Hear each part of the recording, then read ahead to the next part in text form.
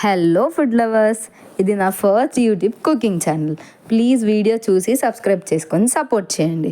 ఇవాళ మన రెసిపీ వచ్చేసి ఉప్మా ఏంటి అసలు ఎవరికి నచ్చుతుంది అనుకుంటున్నారా?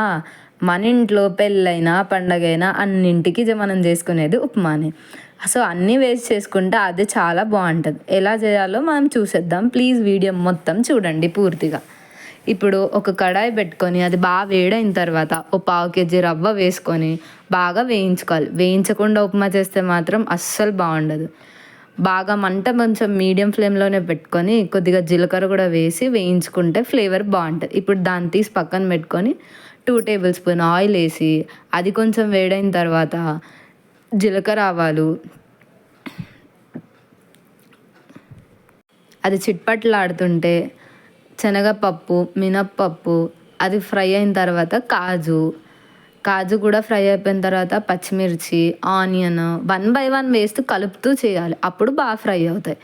ఆనియన్ వేసి ఫ్రై అయిన తర్వాత 2 ఎండుమిర్చి, కొద్దిగా కరివేపాకు అది కూడా ఫ్రై అయిన తర్వాత ఒక చిన్న టొమాటో అది కూడా మగ్గాలి కాబట్టి మూత పెట్టి మగ్గించుకోవాలి.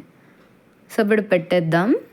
ఓ 2 minutes అయిన తర్వాత తీసి చూస్తే టమాటో కూడా మగ్గిపోతుంది. ఇప్పుడు 1 గ్లాస్ రవ్వ కదా మనం తీసుకుంది, దానికి 2 glasses of water exact measurement. 2 spoons ఉప్పు వేసి ఇప్పుడు దాన్ని మసలబెట్టుకోవాలి. సో అది మసులుతుంటే ఇప్పుడు మంట సిమ్లో కనుక్కొని రవ్వ వేసి బాగా కలుపుతుండాలి. ఉండలు కట్టకూడదు. మెయిన్ థింగ్ అది మనకి ఇంపార్టెంట్, లేకపోతే అస్సలు ఉడకదు సరిగా. ఈ కలుపుతున్న ప్రాసెస్లోనే మనకి 50% ఉడికిపోతుంది ఇక్కడే. ఆ తర్వాత మీద కొద్దిగా కొత్తిమీర చల్లి మూత పెట్టేసేయాలి. ఇంకా మూత పెట్టిన తర్వాత ఓ 2 minutes ఆగి చూడండి, పూర్తిగా కుక్ అయిపోతుంది.